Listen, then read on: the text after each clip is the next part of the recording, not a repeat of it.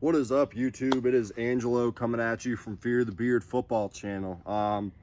Doing a video on the AFC West today. Friday, I made 3 videos on the North, South, and Eastern conferences for the AFC or Eastern Division, all that. I meant to get the AFC West done, but I didn't really have a chance. And you know what, guys? Like, it's been a long, stressful day.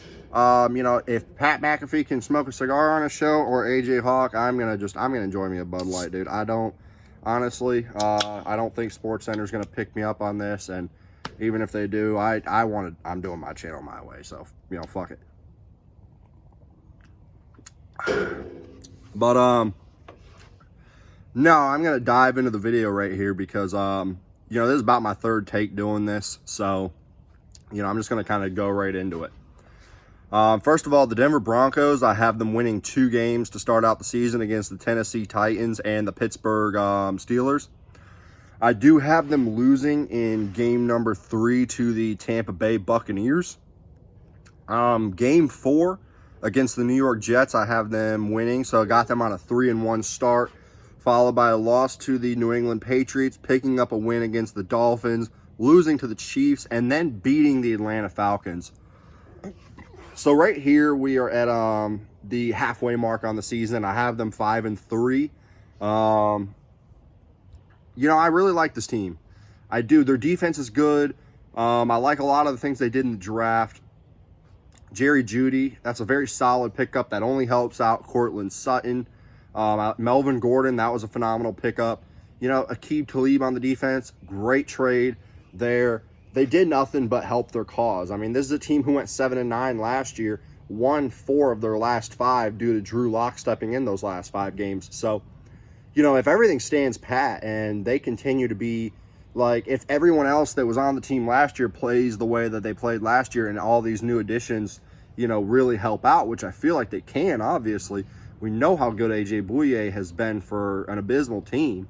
And, Melvin Gordon's was one of the big reasons why a couple years ago the Chargers were, right in the playoffs. So, this is a team that has aspirations. I feel like 10-6 is very fair because, we haven't seen a full season from Drew Lock.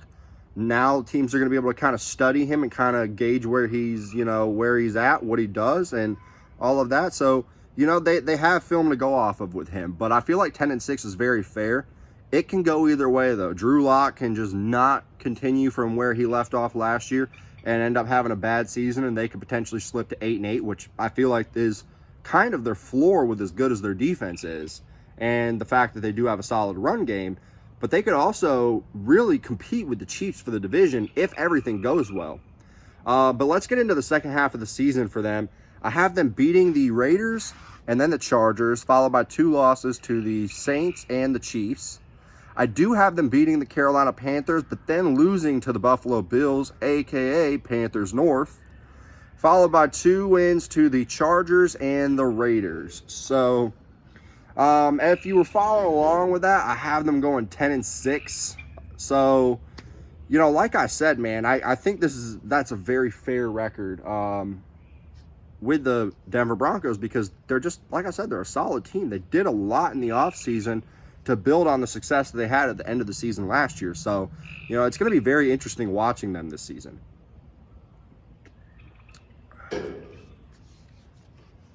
Moving on to the Kansas City Chiefs, this is obviously going to be my division winner.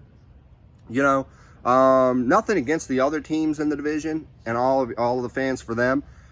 This is just the strongest team in my division. And, I was talking to a guy via Facebook the other day, and I was kind of saying that, if there's any team in the NFL that has a chance to actually start a dynasty right now, it's the Kansas City Chiefs.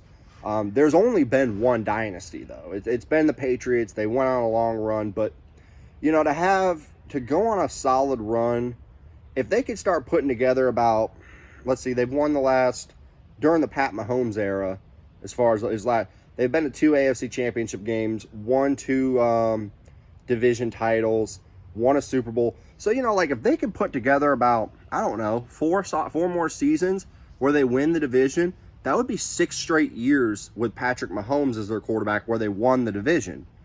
Obviously they won it the year before, but, like if you can go 6 years in a row as a quarterback and win the division for your team, and then getting another Super Bowl out of it, how can you argue that that's not a dynasty? Like, that's really hard to do. My nose itches, so my bad, you guys.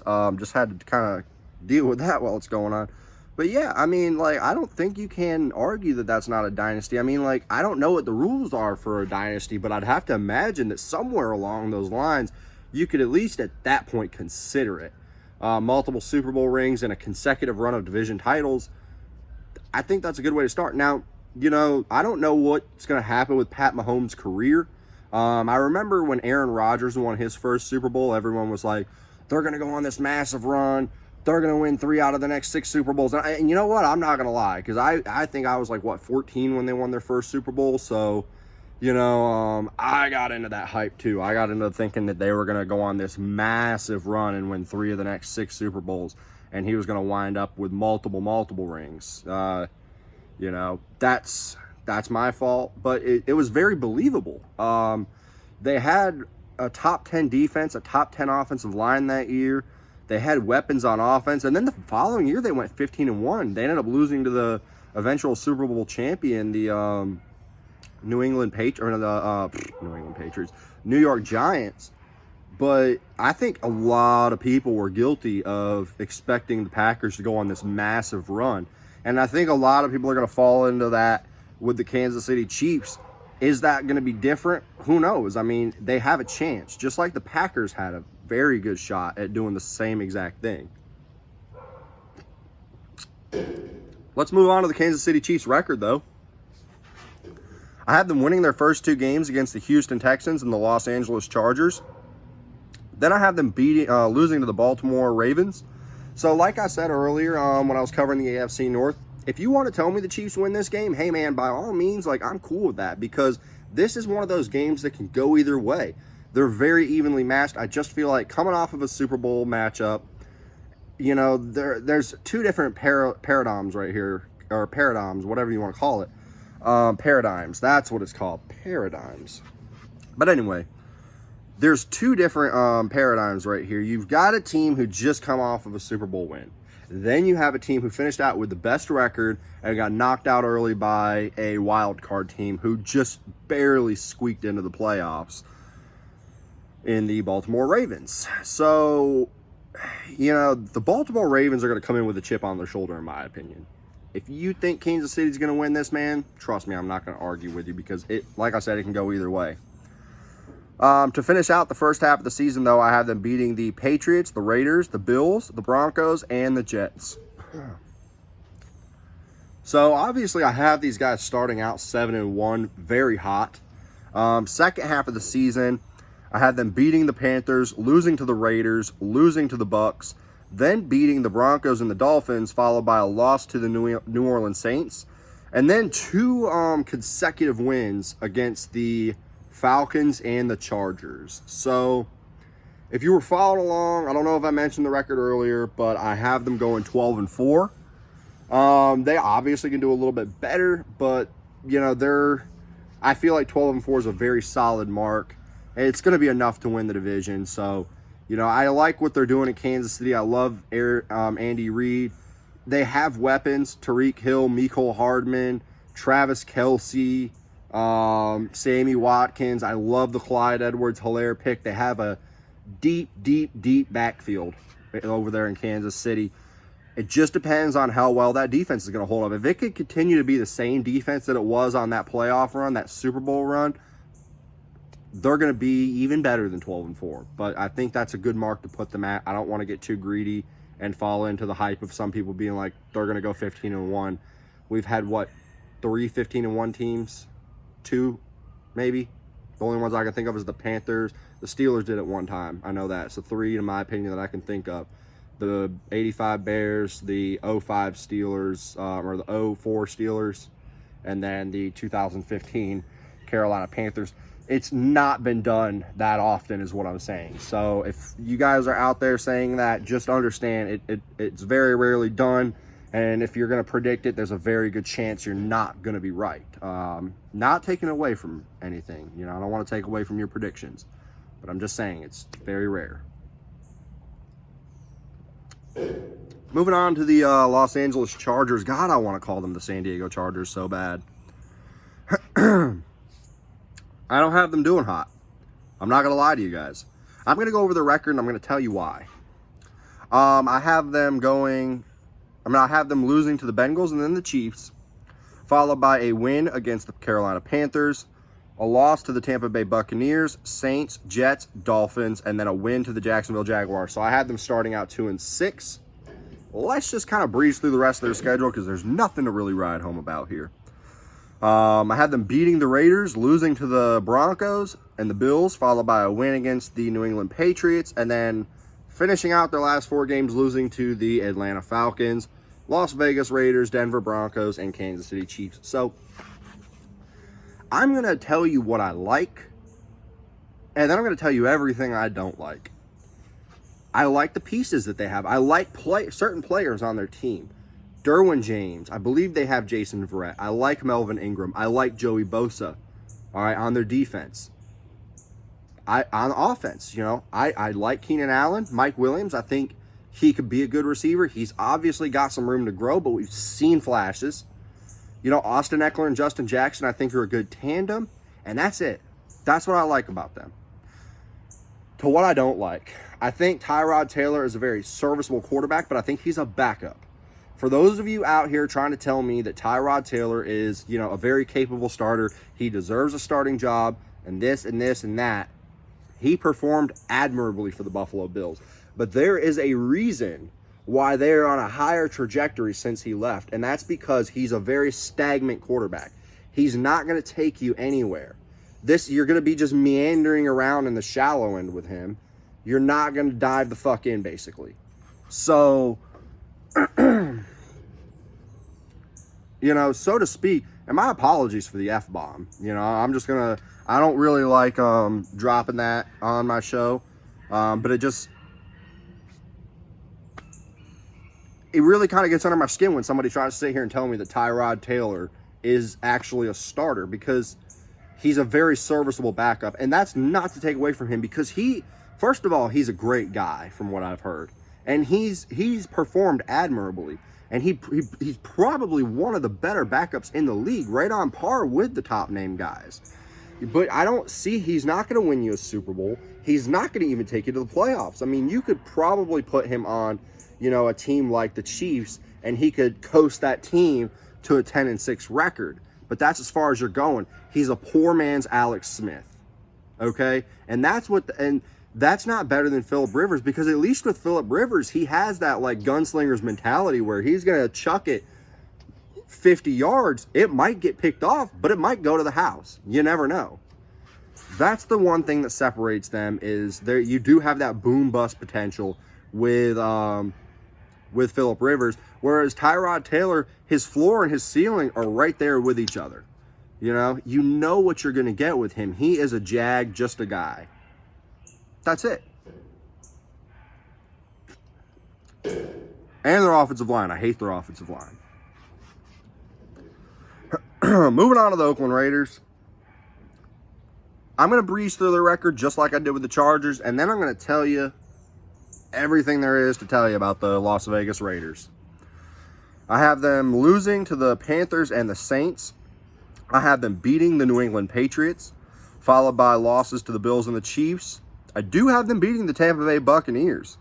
And then I have them losing to Cleveland, the Chargers, the Broncos, the Chiefs, the Falcons, while I have them beating the New York Jets, losing to the Indianapolis Colts, and beating the Chargers, losing to the Dolphins and the Broncos. So if you followed along, I have them going just with the Chargers at 4-12. So real quick before I get into the Raiders, I'm just going to tell you, I have the Chiefs winning the West, going 12-4, followed by the Broncos coming out second and advancing into the playoffs by the wild card at 10-6, followed by the Chargers and the Raiders both going 4-12. Whoever comes in third or last, I don't know. But here's my thing with the Raiders, because I think a lot of people have them going higher than they are, and that's very, very, you can have them at 8-8. And I'm not going to tell you wrong, because I didn't put out any scores on my matchups, but I'm here to tell you that they're going to be in a lot of dogfights. They're going to be in a lot of field goal games, basically, as far as like one possession games.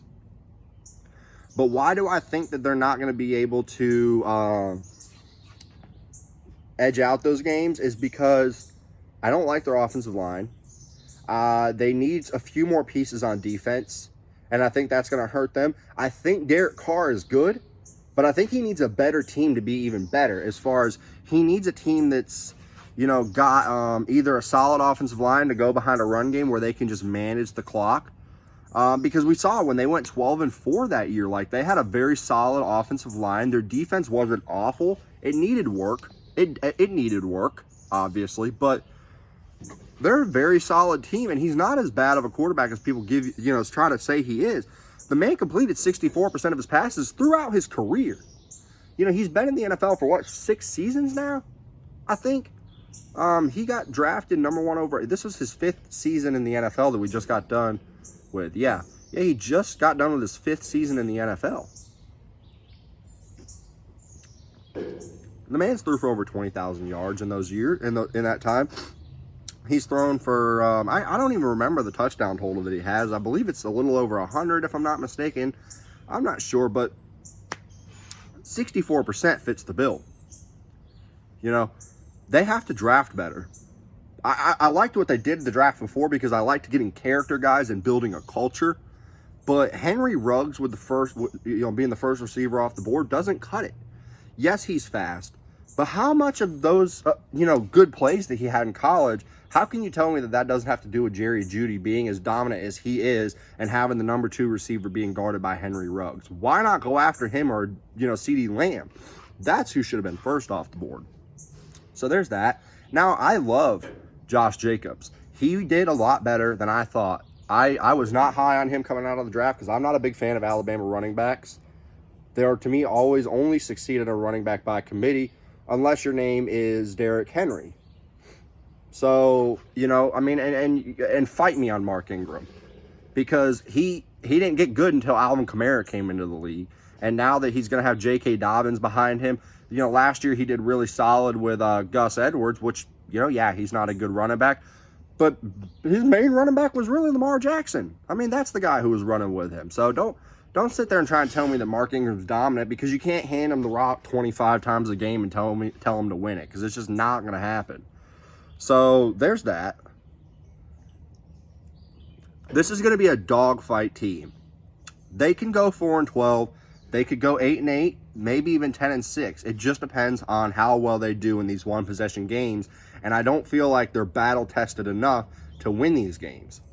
I could be very wrong on that, but that's my opinion on them. I really feel like you're going to see these guys come down on a lot of like one-possession games, and they're just going to not come out on top. But I feel like the following year, once they've been in those situations, they can very easily correct it because I believe John Gruden's such a good coach. And that's another thing. The man's still learning the new NFL.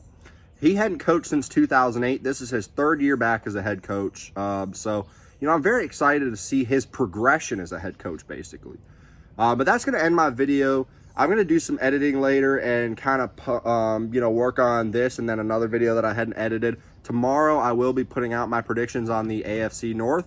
And then I should be filming also my whole entire NFC predictions. So I enjoyed making these videos for you guys. If you haven't already, hit the like button and then subscribe and turn the bell notifications on. It's only going to help on my channel. So, I really can't wait to make another video for you guys. And I hope y'all have a wonderful night.